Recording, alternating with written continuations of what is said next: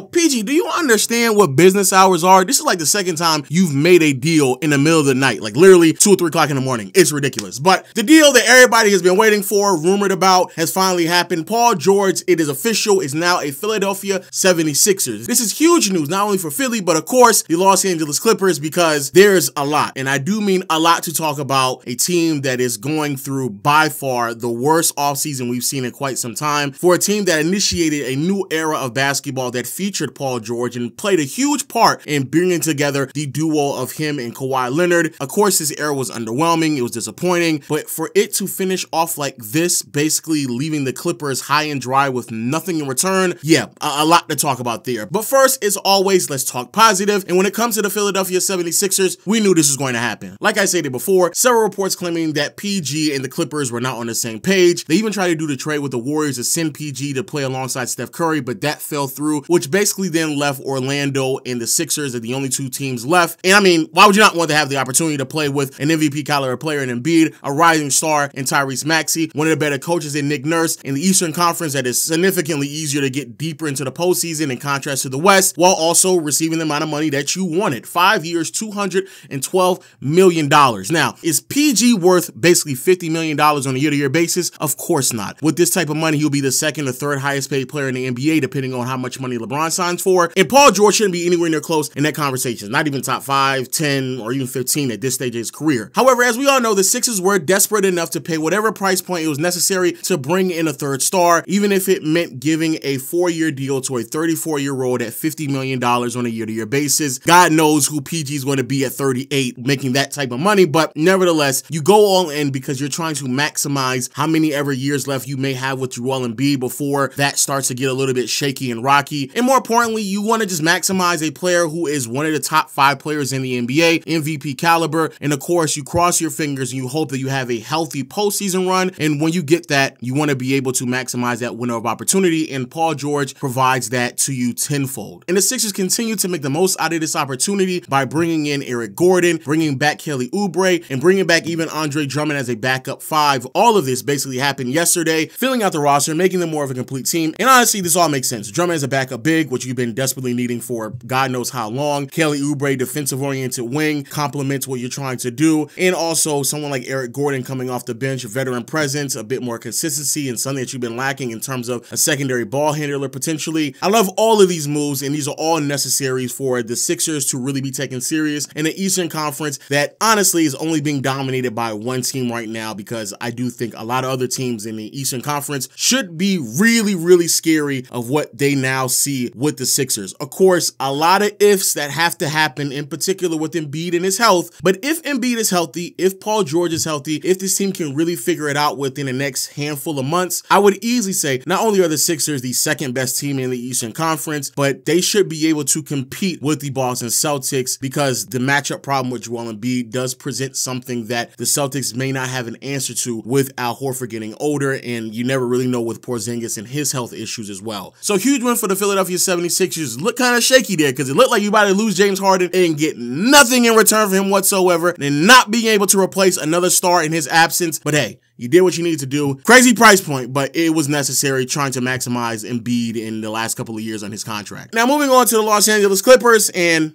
let's just say it. The whole Paul George and Kawhi Leonard era, massive disappointment, underwhelming, and the trade that everybody's been talking about, the trade that got Paul George and effectively also got Kawhi Leonard to commit to the Clippers, will go down as the worst trade in NBA history. As the Clippers gave up SGA, and you could very well argue at his trajectory, he is better than anyone that the Clippers have ever had on their roster in franchise history, let alone an aging Kawhi Leonard and who Paul George has been throughout his time with the Clippers. And they also gave up a lot of draft capital, some of which is already translated to some quality players in the NBA, such as Jalen Williams, J-Dub out with OKC, and a Miami Heat pick that turned out to be Jaime Jaquez. That's how much the Clippers gave up for an era of basketball that's basically about to conclude with a second-round exit after blowing a 3-1 lead against the Denver Nuggets, a conference finals appearance in a Western Conference that was riddled with a bunch of injuries, not making the playoffs in 2022, and back-to-back first-round exits. underwhelming to say the least. No championship, never made the finals, and more first-round exits than conference finals appearances. The definition of failure. And what's even crazier to me is I'm sitting here, I'm watching people on the timeline, people who are part of the media, try to justify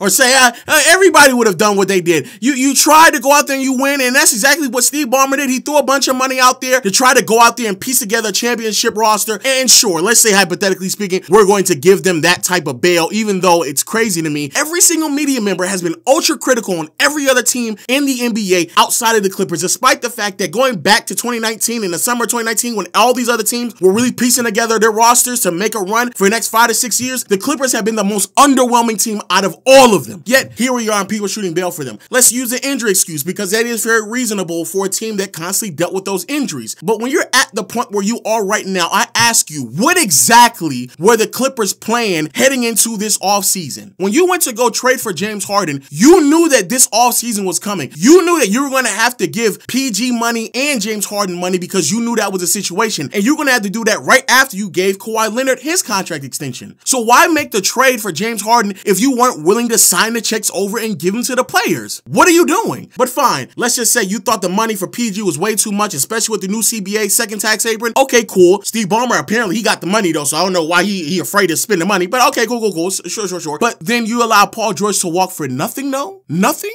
Be very, very mindful that the Golden State Warriors had an offer on the table for the Clippers to receive something for Paul George, and they denied it. They actually told themselves, we'd much rather just watch Paul George walk in free agency for nothing. What sense does that make? And you know what makes it worse, and how a lot of Clipper fans is delusional? Some of y'all are sitting there saying, hip hip hooray, well, at least we got James Harden. He's on the deal. Harden's deal that he signed just yesterday is a 2-year deal with his second year as a player option. Meaning that more or less, if this team does not look like a title contending team or at least a playoff team in the next 8 months, at any point, James Harden can just say, trade me, because that's basically what he did with the Brooklyn Nets as well. So in my opinion, Harden signed that deal more or less to just guaranteed that, hey, I'm going to get my money. And after like 6 to 8 months down the line, when we get to the deadline, I'm going to probably just demand a trade, because I highly doubt that the Clippers are going to be in position to do anything of substance in this next upcoming year. And even if he doesn't do that, what are you then going to do next offseason when Harden opts out of his contract and wants even more money? Are you just going to hand him over a blank check that you could have just handed over to Paul George? What are you going to do? It's inevitable. Harden is more than likely going to demand a trade. He just wanted to get his money while he could, because he knew that the Clippers were willing to give him $35+ million for the next year or two. That's it. And also, as a quick sidebar, Harden, that boy Daryl Morey got over on you something serious. I want everybody to stop. Just a quick pause in all this. I want you all to understand how vicious Daryl Morey just did James Harden. Because James Harden last offseason was sitting here asking Daryl Morey for money. He was begging for it. He said, hey, are you going to give it to me? You going to give it to me? Give it to me? I'm going to opt in. You going to give it to me? Still said no. You going to trade me? Still said no. And then eventually forced his way over to the Los Angeles Clippers when he got in front of everybody and said, Daryl Morey's a liar. And you know what Daryl Morey said? You know what, Harden? I'm a liar. Say less. I'll send you over to the Clippers. That's fine. Go to the Clippers. Play with Kawhi, Russ, PG. Have a ball over there. And then when PG becomes a free agent, he's not going to get the money that he wants from the Clippers, but I'll make sure that I hand it over to him, because that's basically what Daryl Morey did. The contract that he gave to Paul George, he didn't want to give to James Harden. Ain't that crazy? And effectively put Harden in a worse situation than he was originally, just because Harden didn't want to take a pay cut. Now, with that aside, going back to the Los Angeles Clippers, what exactly do you all do at this point? Because Norman Powell's still on the roster, but only has 1 year left after this deal, so he could walk. Zubac is an expiring contract this year, so I don't know how much money you're going to sign him for. And even though, yes, you still have Kawhi Leonard, he only has 2 years left after this deal. And looking at how so many teams are afraid to be in that second tax apron with this new CBA, with the limitations and restrictions and the tax bill that comes along with it, I highly doubt that you will get anything of significance when it's time to really blow this team up and trade Kawhi Leonard to another team, because no one wants to pay Kawhi $50 million to a player who cannot finish a postseason run. You're screwed. But hey, the Clippers are in shambles. The Sixers got their 3rd star, so they can't compete. And you still haven't subscribed yet. So hit the subscribe button, notification bell. If you missed any of my last videos, check them out because they're on the screen right now. But if not, I'll see you all later. Peace.